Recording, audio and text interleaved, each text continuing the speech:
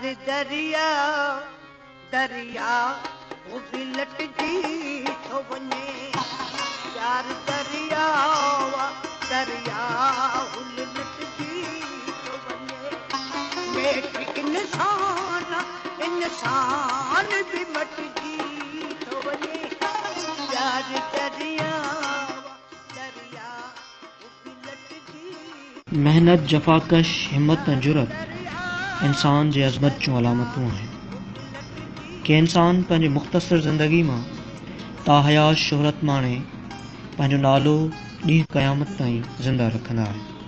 उन्हनि अज़ीम इंसाननि मंझां सिंध जो महान कवि उस्ताद बुखारी बि हिकु आहे। सैयद अहमद शाह बुखारी और उस्ताद बुखारी 16 जनवरी 1903 ईस्वी में ॻोठ ग़ुलाम चांडियो ज़िले दादू में पैदा थियो। संदसि वालिद जो नालो हाजन शाह हो। उस्ताद बुखारी इब्तिदाई तालीम पंहिंजे ॻोठ मां हासिल कई ऐं ग्रेजुएशन करण खां पोइ 1964 ईस्वीअ में सिंध यूनिवर्सिटी मां MA सिंधीअ जो इम्तिहान पास करे 1967 ईस्वीअ में डिग्री कॉलेज लाड़काणे में सिंधी शोबे में लेक्चरार मुक़ररु थियो। अहिड़ी तरह उस्ताद लाड़काणे दादू सांगर ऐं सेवण जे कॉलेजनि में लेक्चरार रही आख़िरकार डिग्री कॉलेज जादू मां प्रोफेसर जे उहिदे तां रिटायर थियो। हिन सिंध जे महान कवि शाइरीअ जी शुरूआत 1942 ईस्वी में कई। तॾहिं पाण अञा 5वीं जमायत में पढ़ंदो हो। संदसि ॾाहप ऐं शेर जी वुसअत खे ॾिसी उस्ताद ऐं हम क्लासी दाद ॾियण खां सवाइ रही न सघंदा हुआ। उस्ताद बुखारी 1950 ईस्वीअ खां बाक़ाइदगीअ सां मुख़्तलिफ़ मुशाइरनि में शिरकत करण लॻो। संदसि शाइरी जी सुगंध जॾहिं सिंध जे झंगझर बस्ती वाहण ऐं शहर शहर में पई तॾहिं उस्ताद अख़बारनि रिसालनि में शाइर थियण सां गॾोगॾु न रुॻो उस्ताद नौजवाननि जी दिलनि जी धड़कन जो आवाज़ बणिजी वियो पर पोड़नि तोखनि जी दिलि जी राहत पिणु। संदसि शाइरी महबूब लाइ आरज़ूं ऐं न्याज़ूं हुयूं त किथे वरी महबूब जे पचाइण लाइ बुलंद सदाऊं। हसीननि खे हर रोज़ तोहफ़ा ॾियूं था, हसीननि खे हर रोज़ तोहफ़ा ॾियूं था, जे नग़मा न आहिनि त सुॾका ॾियूं था। अवीं जेके दिलदार धोखा ॾियो था, से दिल खे बनाए दिलासा ॾियूं था।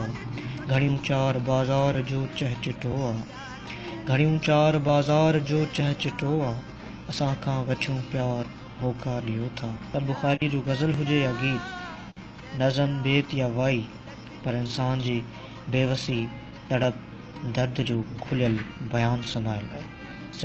शाइरी आम माण्हुनि जे दिलनि जी तर्जुमान आहे। याद थई रात कारी ऐं अंधारी तूं ई मां, नीम शब जी अश्क बारी आहज़ारी तूं ई मां, इंतज़ारी बेकरारी रात सारी तूं ई मां।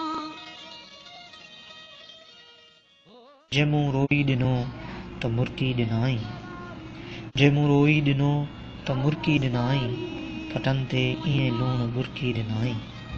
सॼी ज़िंदगीअ में करे कुर्बदारी, सॼी ज़िंदगीअ में करे कुर्बदारी, अधूरो दिलासो बि फुरकी ॾिनाई। सॼे वाट वींदनि खे प्यारियां ढव ते, सॼे वाट वींदनि खे प्यारियां ढव ते, मूं मिंथूं कयूं पर न सुरकी ॾिनाई।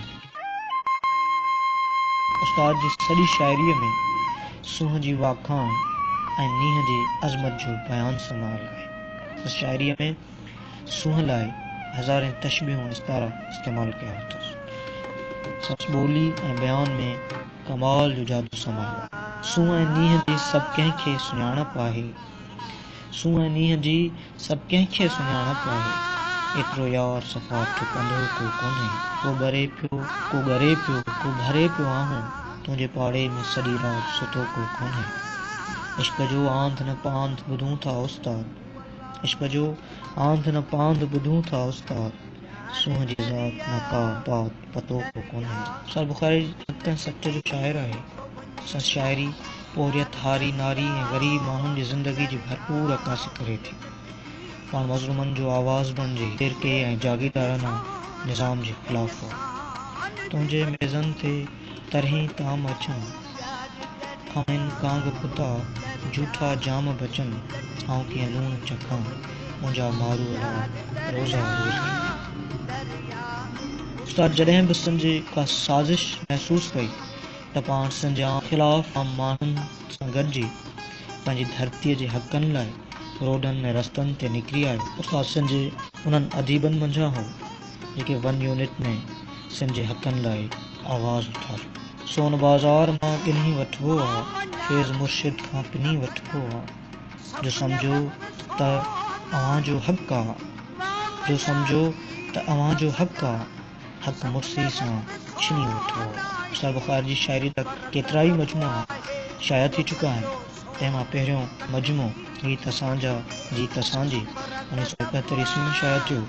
गीत गुलाबी ॿारनि जा होतूं जोतूं लहर लहर दरिया कुकण या कल्याण कारे ककर हेठ धरती सरती ज़िंदगी ओ ज़िंदगी न कम निबरियो न गम निबरियो वग़ैरह। सिंध लाइ उस्ताद जूं ख़िदमतूं क़ाबिल तारीफ़ आहिनि। संदसि इल्मी पोरे ते सिंध जे हर हिकु ॿार ॿुढे तोड़े जवान खे फ़ख़्रु आहे। हे सिंध जो महान कवि 9 अक्टूबर 1992 ईस्वीअ ते ताल में वफ़ात करे।